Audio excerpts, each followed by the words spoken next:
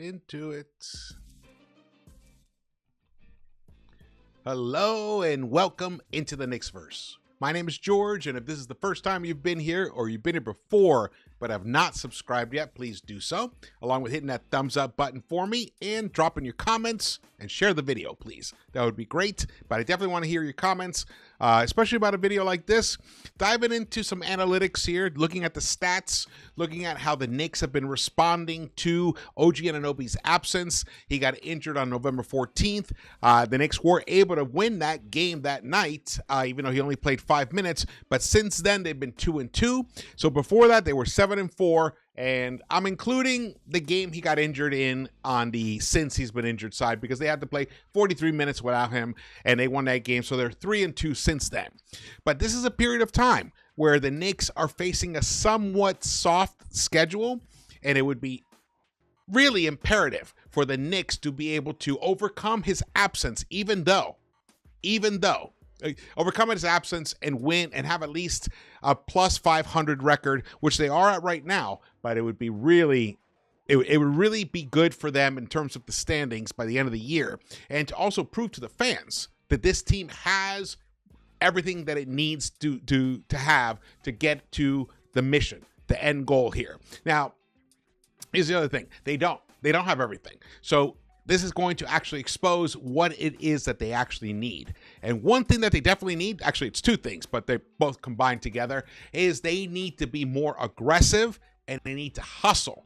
When we look at the stats, that is what has been exposed. The Knicks have lacked aggression and hustle since OG has been gone. Now, OG covers up a lot because of an incredible defense, his length, his ability to guard multiple positions, basically all 5 positions on the court. He covers up a lot of mistakes, and offensively, he was shooting fantastically from the three-point line. He was driving to the hoop. He was creating turnovers. He was just phenomenal. Actually, he was so phenomenal. He was one of the best players in the NBA at the time he went down. Here you go. When OG went down, this is where he was in correlation to the rest of the high-impact players in the NBA. Players that had played at least 7 games by then, and they were averaging at least 28 minutes per game. I'm going to show you this larger. Here we go. OG Anunoby, when he went down, was the 9th most productive player in the NBA at that time. And the very first non-Thunder and Nugget player on this list. Number 1, Chet Holmgren with a 22.6 net rating. And OG was number 9 with a 16.9 rating. That means when OG is on the court, the Knicks are generally 17 points better than their opponent. And that is good for 9th best. Right above Amen Thompson, who's the next non-Thunder Nugget player right there with a 15.1. And above that, Chet Holmgren, as mentioned, 22.6. Nikola Jokic, 21.0. Christian Brown, Cason Wallace, they're in the 18s. Shai Gilgeous-Alexander, 17.7. But look at that. Shai Gilgeous is only a 0.8 better. A 0.8 better than OG Anunoby. And he won the MVP last season. That's the level of impact that OG was having in the NBA. He was playing at an all-NBA level. And that is what the Knicks have been missing. He covers up a lot of mistakes, a lot of holes. But I'll tell you, in terms of net rating, Brunson was up there, Cat is up there, and especially in terms of offensive rating. So they were having a nice productive season themselves. However, OG is the linchpin right now, the way this offense and defense is constructed. And in terms of defensive rating, he was 13th best in the NBA with a 106.1. And offensive rating, he was 12th best with a 123.0 when he went down. That is a lot to make up. You cannot expect a Landry Shamet or a Josh Hart to give you the level of production that OG Anunoby was giving you when he was basically proving to be the 9th best player in the NBA. An all-NBA season he was having. However, there has been a dip in aggression and hustle, which has been startling, and that is why the Knicks have not been winning at the level that we as fans would hope they would do. But I feel like this is something that can be correctable, and that is the exciting part of it. The offense is clicking, but the defense is really stumbling. Though they had a decent game against the Nets, but that's the Nets. You got to take things for what they are. So that was the Nets. But look, let's look at the stats right now of what the players on the Knicks have been doing since OG got hurt. In terms of net rating, Gershon Yabusele has been the best, most efficient player for the Knicks since OG's been out. He's been playing about almost 12 minutes a game. He's at a plus 20.6 in net rating. He has a 100.2, a 102.4 defensive rating, which is the best on the team. And I told you that previously in a previous video that Gershon actually defensively has been effective. The thing is, he's playing out of position a lot, so that definitely impacts his ability to be the best version of himself. But you got to go with what you got right now. The Knicks don't have much size right now, though. Diawara has been getting some minutes. He got some last night. He didn't qualify here because you have to play at least 6 minutes a game to qualify on this list right here. But the second most impactful player was Landry Shamet, and he's injured. His net rating is nearly 10. So the Knicks, and then look at Karl-Anthony Towns. With all that said, with all the heat that Karl-Anthony Towns has been getting, and the trade rumors with Anthony Davis, and I'm going to get into that a little later in this video. I'm going to talk about that as well. But look at Cat right there. Cat is a net rating of a 6.5. Even his defensive rating is not that horrible. It's a 114.4. And I know people are like, oh, defensively, he's terrible, whatever. And his offensive rating is a 120.9, which is pretty impactful. But look at Mikal Bridges, a 124.1 offensive rating for him right here. There you go. But his defensive rating, not as sexy as you'd like it to be, 120.7. So, he's suffered since OG's been out. And a lot of that is because more of the tougher assignments are on him. But look at Jalen Brunson, a 120.0 offensive rating, a 117.5 defensive rating for a plus 2.5 net rating. And that's it. Those are the plus Knicks since OG's been gone. The rest are negative. But look at Kolek. Kolek had himself a really impressive game last night against the Nets. Brown had him, Kolek, and Brunson share the floor for a decent amount of time. I think this might be the time where Kolek begins to earn himself some real minutes when the Knicks are fully healthy. And then look at Josh Hart here. If you've been watching this channel, I have issues with Josh Hart. And here's another example. While OG's been out, Josh Hart is a minus 1.6, 115.9, almost a 116 defensive rating, which is, just it's worse than Towns, a little better than Brunson, but not much. But his offensive rating is a 114.3. That has a very negative impact right there. Clarkson, he's been struggling as well. Deuce. Now, Deuce missed one of the games that OG was out himself, and he's a minus 3.9. But right there at the bottom is Mitchell Robinson with the worst net rating on the Knicks during OG's absence. That is alarming because this is the time when he should be stepping up for this team while one of the best defensive players is out. Something is up with Mitch. He's a minus 10.6 net rating, but even more alarming, he's a minus 130.5 in defensive rating, which is the worst on the team. A team low. Wow. I'm concerned. Now let's look at this. These are the team stats since OG's been hurt. Now, I showed you the individual player stats since OG's been hurt. Now, here are the team stats. Offensive rating as a team, it did tick down, but only ticked down 1.3 points per 100 possessions. 1.3. That's not so bad offensively. That means they maintained. They still have the 8th highest rated offense in the NBA during the stretch that OG's been out. Okay? That's what the parentheses number is next to the 118 right there. But defensive rating, that's where they dropped 7 slots. They once had the 12th highest rated defense, with a 112.9 defensive rating. Now they've dipped down to 117.7. That's a minus 4.8. And when you add that up in terms of net rating, that's a minus 6.1 per 100 possessions. And the Knicks tumbled from net rating of being the 4th best in the NBA as a team all the way down to 16th. They dropped 12 slots, and it was defense. But what areas of defense are we talking about?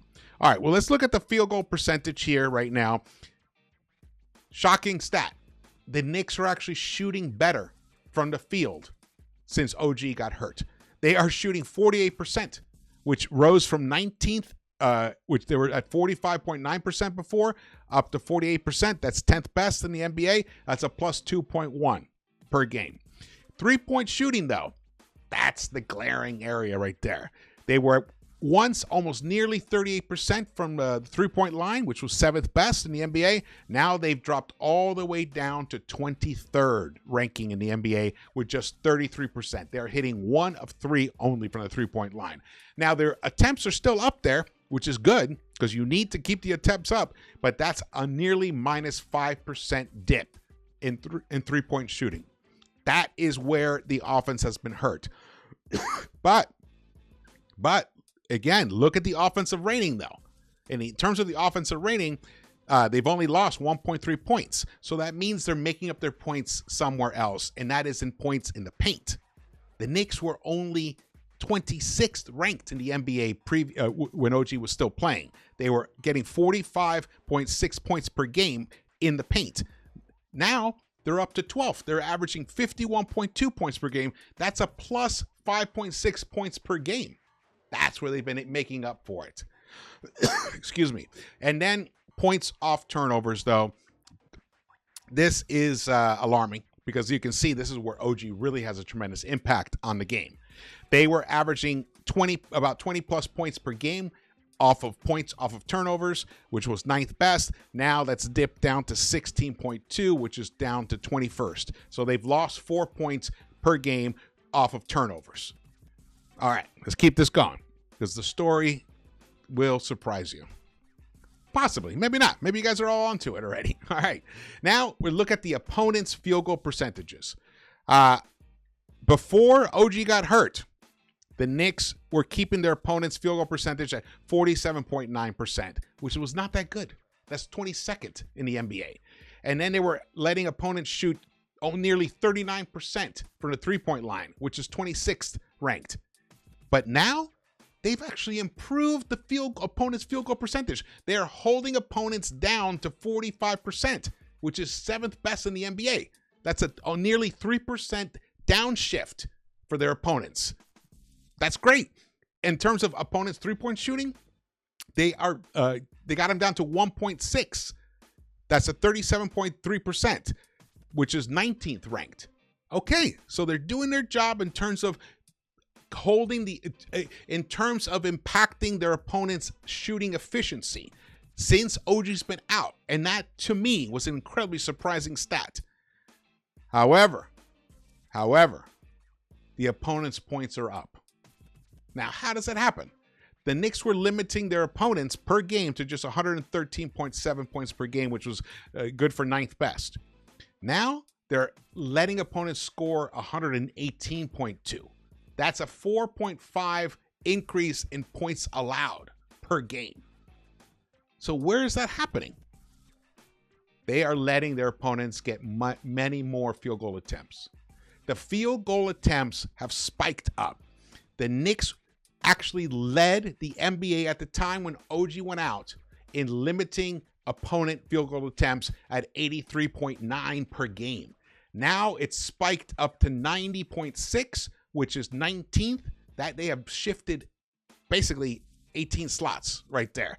That is they're allowing almost 7 more shots, field goal attempts per game to their opponents.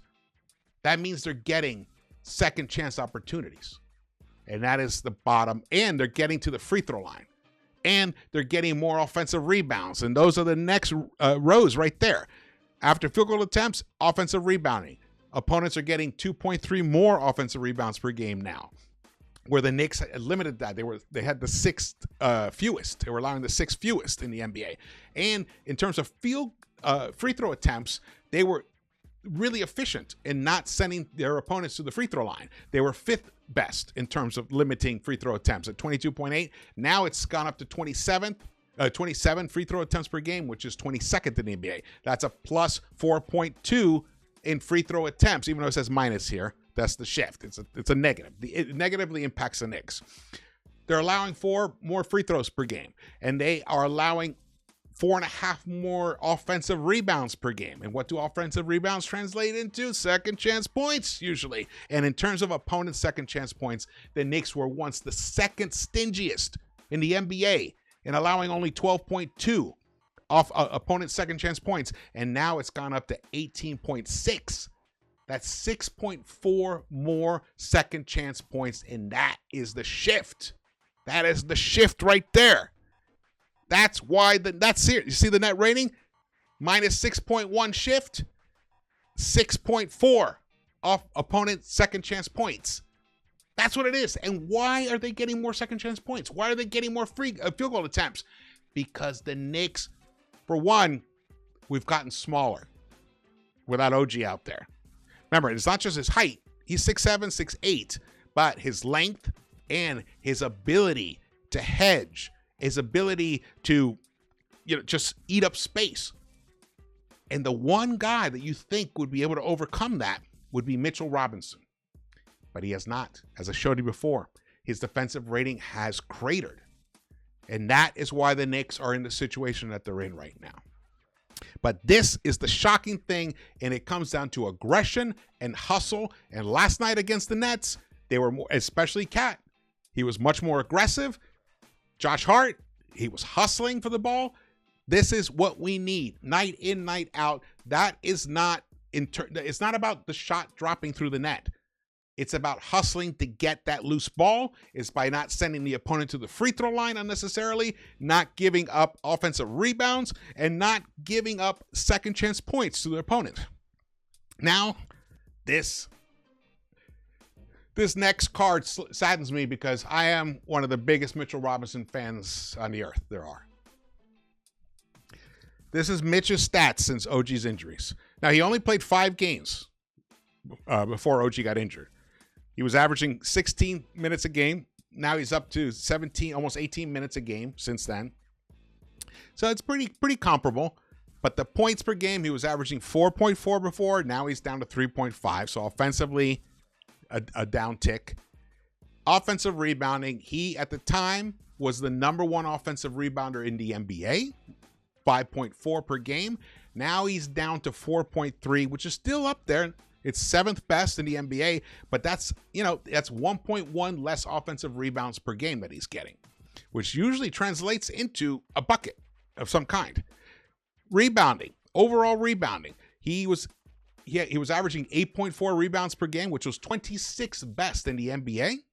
Now it's at 8.0, so not as much of a difference. So the defensive rebounding held up, but that's 30th best in the NBA. The steals have dipped. Everything's gone down. Steals went from 0.6 to 0.3, but the blocks, he was once averaging almost 1.5 blocks per game, which would have been in the top 16. Now he's down to, he's under 1. He's at 0.8, which has dropped him to 73rd in the NBA. When would you ever expect Mitch Robinson to be down in like with the regular people in terms of blocks? His nickname is the Blockness Monster. Something's up with his game. Now you look at the plus minus. He was a plus 7.0 in the games before OG's injury, which was good enough for 39th best in the entire NBA, even though he was only averaging 16 minutes a game. Now he's a minus 4.0. That is an 11-point shift downward, which has dropped him from 39th ranking in the NBA all the way down to 320th. Mitch has become a bad defender. Wow. And then when you look at total plus minus, he was a plus 35 before. Now he's a team low minus 16 in the 4 games since OG's been gone. Because he missed one. He didn't play one of the games since OG's been gone. OG, it's been 5 games, but Mitch didn't play one of the games. Then you look at the offensive rating. He was a team best offensive rating, 134.3 to now 119.9. Severe drop right there. Defensive rating, though, a 110.3 when OG was around, which is fantastic, 110.3. But now he's a team low, as I showed you before, 130.5. And then the net rating. Net rating is also distressing.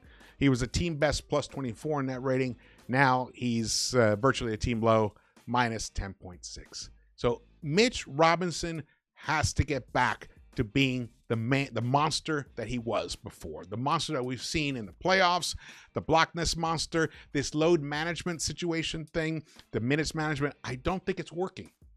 I don't think it's working. I don't think it's allowing him to get into a groove. Or maybe there's an injury. Maybe there's something up that they haven't announced that he hasn't even revealed. I don't know what it is. I don't have the insight into that. But these numbers are telling me that Mitch is hurting the team in a way that I am stunned and surprised by. Can he get out of it? I sure hope so. It's an imperative. It's an imperative that Mitch gets out of this hole. There are a lot of other guys that their stats aren't where they need to be, but things always average out at the end. But you would have thought that during this period of time when virtually the best defensive player on the Knicks got sidelined, that Mitchell Robinson, who's known for his defensive prowess, would step up and fill that gap. Well, he has not. He has let the team down, and I'm sure he is disappointed as well. I'm sure he is. Okay. This guy. So fucking good. He's so fucking good. We need him back as soon as possible. These are the games this week. The Knicks play the Hornets November 26th on Wednesday. That's an NBA Cup game. And then on Black Friday, November 28th, they play the Bucks. It's another NBA Cup game. The Knicks obviously have to win both games to advance in the NBA Cup, at least to have a chance to advance. And they think they need to win by a decent margin in both these games because the Miami Heat have built up a tremendous points differential. So we'll see how that plays out. I'm expecting the Knicks to win these games. And then they play the Toronto Raptors on Sunday. That should be a fun game. It's RJ coming back into town with our guy IQ. The Toronto Raptors have the second best record in the East, a 13-5 record. Shout out to them. I had a feeling, I predicted it in my preseason analysis, that the Raptors would be a plus 500 team this year. They're definitely not going to be, they're not going to win 72% of their games, but I think they'll be anywhere from a plus 2 to 5, in terms of the final total of wins at the end of the season, in terms of plus 500 team. But that should be an interesting game. If the Knicks can, if Mitch can step up, he's been taken off the questionable list. I think he's expected to play for Wednesday. He'll have Thanksgiving Day off. He comes back on Friday and play there, and then comes back on Sunday and play. I want to see the Mitch of old return. That's what we need at this point. And speaking of Thanksgiving, I love this that was put out where Cat was talking about his family, and he just said, "I'm just so thankful for the time I got with my family." And that's, obviously what the holidays are about, to be thankful for the people, the loved ones in your life. And I hope all of you have a great Thanksgiving and you're able to share it with your loved ones. And if you can't, you have to work or whatever it is, I hope you feel the love. You feel the love, because that is what everyone deserves at this, and that walks the earth on this planet. All right. Well, this is I don't want to get to this right now. I want to talk about, let's talk about Towns and Anthony Davis. Two former Kentucky Wildcat centers. There's been a lot of talk about whether the Knicks should trade for Anthony Davis. No. Anthony Davis is damaged goods. Anthony Davis cannot stay healthy. Yes, is he a better defensive player than Cat? Absolutely. Is he a better offensive player than Cat? Absolutely not. Absolutely not. Cat's ability to shoot 28-foot three-pointers and his ability to take his defender off the dribble, drive, and finish at the hoop with incredible touch. Davis doesn't have that. Never quite really had it, and he definitely doesn't even want to. He doesn't even want to play center. So he's like a kind of an odd player because he doesn't want to play the position that he's best suited for, and he cannot stay healthy. This is the year that the Knicks have a window to get to the NBA Finals. And Karl-Anthony Towns is the key to getting there. When he plays well, the Knicks dominate. It's taken him a little bit of time to find his groove. But last night against the Nets showed how dominant he can be. And let me tell you something. Yeah, you can say, oh, it's the Nets. Well, Nick Claxton is a quality defender at the 5 position. A high-quality defender at the 5 position. That's why he's in the NBA. That's why he's been around for like at least 6 years. 6 years, 5 years, whatever it is. He's a productive defender. And Towns cooked him. And Towns will keep cooking. He just has to find his shot. But his ability to create gravity and draw defenders to him and create space and opportunity for the others, AD cannot even compare to that. And plus, AD could come back, play 4 games, get hurt, and be gone. And then what? You've given up your All-NBA center, the best long ball shooter at his height that's ever in the history of the game, according to him, and he's making a great argument that he is? No. Foolish. Foolish. Cannot make that trade. Do not make that trade, Leon. I don't know why Ian said, oh, they'd check in on it. No. Absolutely not. There are other areas that we need help in. Definitely. We do need length. We might need some protection for Mitch. Like maybe Mitch doesn't come out of his funk. But we cannot give up Cat for AD because that's the only way it would work. That is fool's gold as far as I'm concerned. Okay. Thank you so much for watching this. Again, if you want to join the channel, that'd be great. If you want to support the Knicks-Verse, the join button's down below. You get the halftime membership recaps. You get special videos. You get into the chat. Discounts on merch. Here we go. And it's great to support the channel. Also, check out the merch store. The link is down below in the description. Holidays are coming. Get your Knicks-Verse gear in time. All right, this is going to be interesting. The next 3 games, I'm looking at a 3-0. That's what I'm looking at. Okay, I will see you around the Knicks-Verse. Let's go 3-0. Yes.